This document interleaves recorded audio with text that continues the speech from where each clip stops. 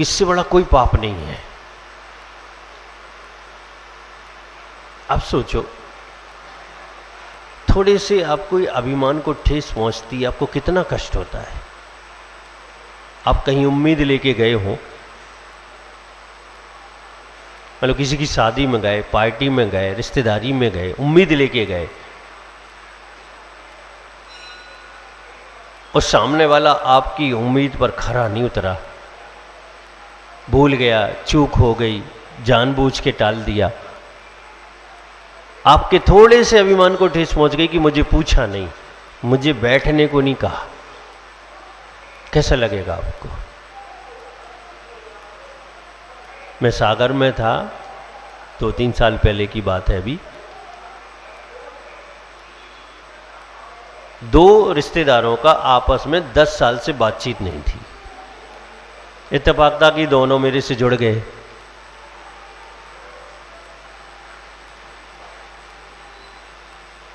एक दिन इत्तेफाक ऐसा हुआ कि दोनों साथ में आ गए।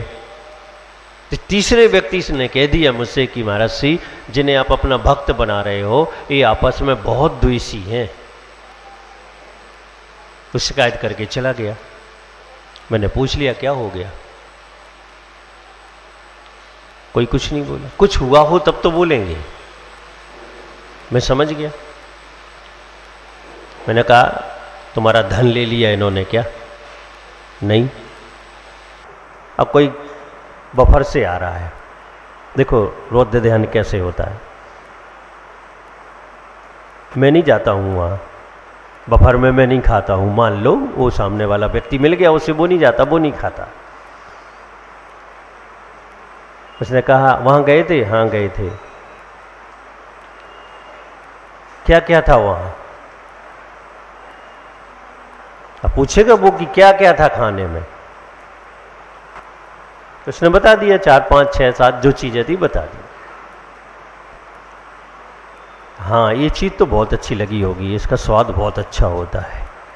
अब गया नहीं है, खाया नहीं है, और स्वाद की समीक्षा हो रही है।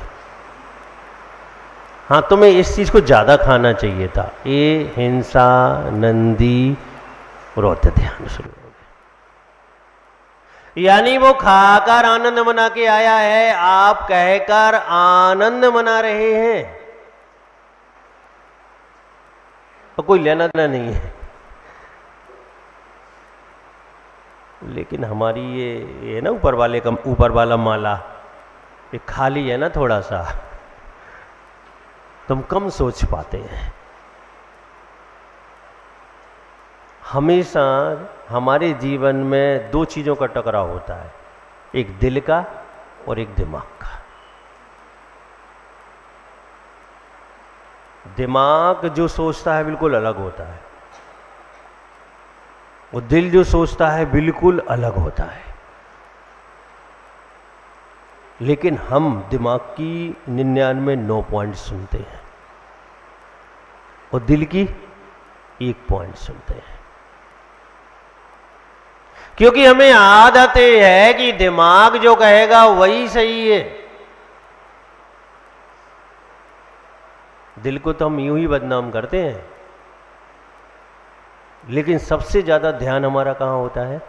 दिमाग पर। देखो हम उदाहरण बताते हैं, अभी आप हाँ कहेंगे। इतने सारे पुरुष महिलाएं बैठे हैं, मंदिर रोज आते हैं। अजीत जी ध्यान से सुनना, मंदिर आते हैं, मंदिर में गोलक भी रखी रहती है,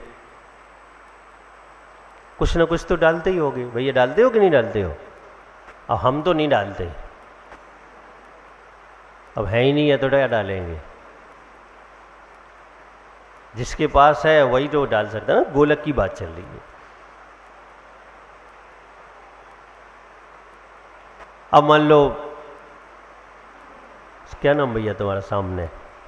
अच्छा चलो नितिन को समझ लो, नितिन के आगे समझ लो, सब जने अपने अपने आप को समझ लो।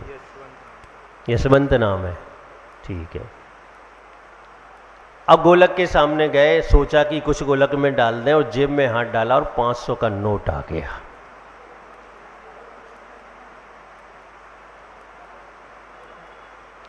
दिल से सोचा था कि गोलक में कुछ डाल रहे। कहां से सोचा था? दिल से बिल्कुल। अब गलती से क्या हो गया, 5 रुपए की जगह 500 का नोट आ गया। अब दुनिया की सबसे बड़ी समस्या वही है। सारी समस्याएं गौण हो गई। अब क्या करें? करोगे क्या? यही करोगे, 500 का वापस जाएगा और 5 रुपए का आएगा हाथ में। अब यहां दिल का प्रयोग नहीं करोगे, किस चीज का प्रयोग करोगे? दिमाग का प्रयोग करोगे। और अगर आप दिमाग का प्रयोग कर रहे हो तो 500 का जेब में वापस जाएगा, और अगर दिल का प्रयोग हो जाए तो 500 का गोलक में जाएगा। क्या बिगड़ता? 500 डाल देते हम, के 6 महीना फिर कछु न डालते।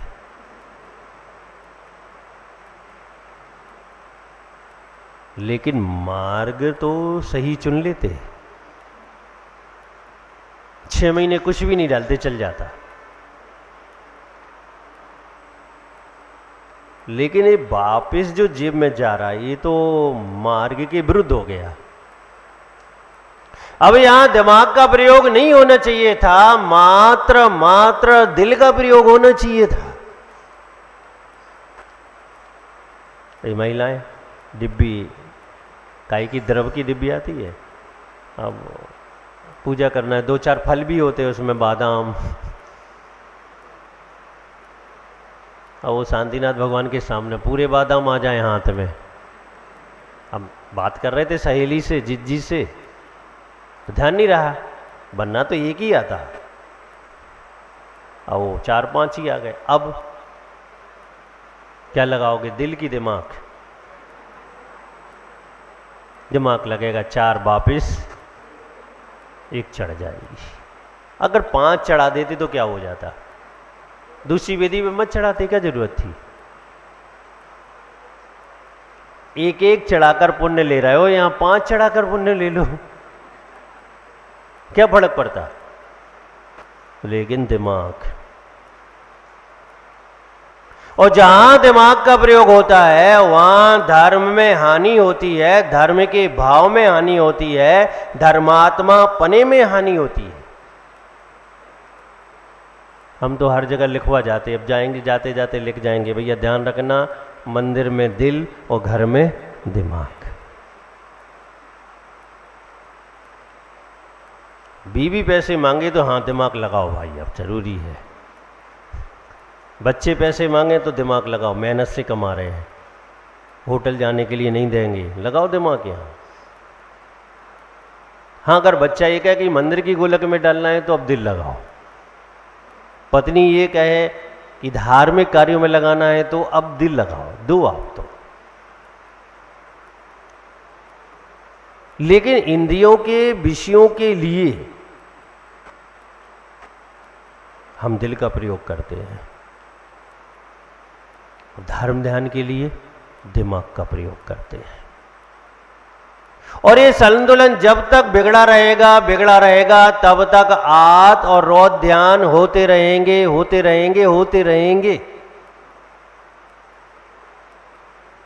तो भव्य आत्माओं, हिंसा में आनंद नहीं मनाना, खेद करना, चिंतन करो। और अगर आपसे भूल से, चूक से, प्रमाद से किसी चींटी आदि की विराधना भी हो जाए तो वहां खेद करो, आनंद मत बनाओ। अब वो चींटियां क्या करें, घूमती रहती, मरेंगी वो तो। ये कौन सी भाषा है भाई? ये तो मिलेक्ष भाषा भी नहीं है, और तुम आर्य होके बोल रहे हो। ये मिलेक्ष भाषा भी नहीं है कि मरने के लिए पैदा हुए हैं, और तुम आर होकर ये भाषा बोल रहे हो, तो इसका मतलब है कि प्रधानता है हिंसानंदी रौद्र ध्यान की।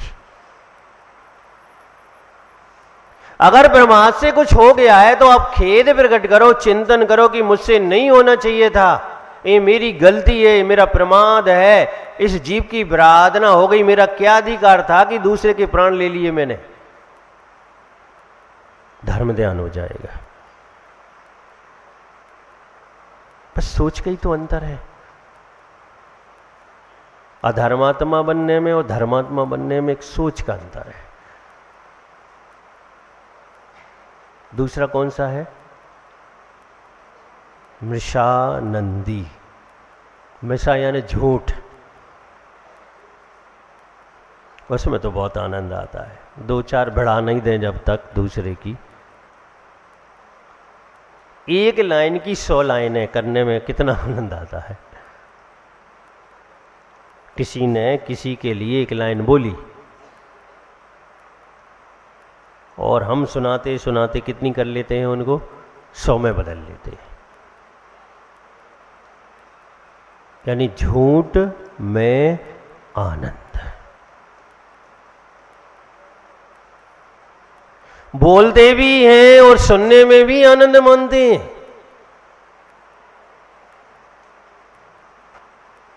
कोई झूठ, कोई ऐसा प्रसंग आ जाए कि जहां सत्य बोलना हो वहां हम झूठ बोलने में आनंद मानते हैं और हम कहते हैं हमने ठग लिया, सामने वाले को बना दिया। उसका क्या बिगड़ा? अगर आप विचार करके देखें तो उसका कुछ भी नहीं बिगड़ा। किसका बिगड़ा? आपका बिगड़ा। जैन दर्शन श्रावक के लिए सत्यानुव्रत की बात करता है।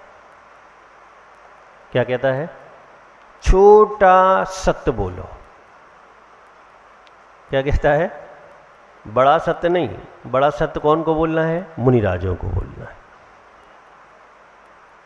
अब ये समझ में नहीं आता कि छोटा सत्य है क्या। तो इनको दो तरफ से देखा जा सकता है। ऐसा सत्य भी मत बोलो जिससे दूसरे के प्राण चले जाएं। अब सत्य बोलो। क्या कहा? ऐसा सत्य नहीं बोलना है कि जिससे दूसरे के प्राण चले जाए। अगर शिकारी आपसे पूछ रहा है कि जानवर यहीं से निकला है, तो आप असत्य बोलो कि यहां से नहीं निकला है। क्यों? क्योंकि अगर सत्य बोलेंगे तो हिंसा हो जाएगी।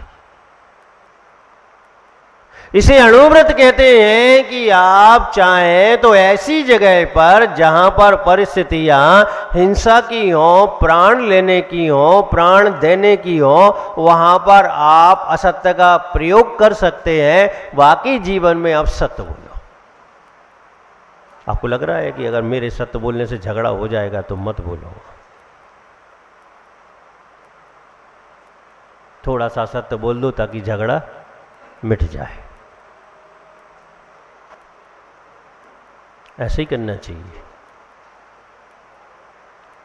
और आप इस चक्कर में रहे कि नहीं मैं तो सत्य बोलता हूं और दूसरे के प्राण चले गए, तो वो सत्य भी असत्य से गए बीता है। लेकिन हम सत्य को झूठा समझ लेते हैं और झूठे को सत्य समझ लेते हैं।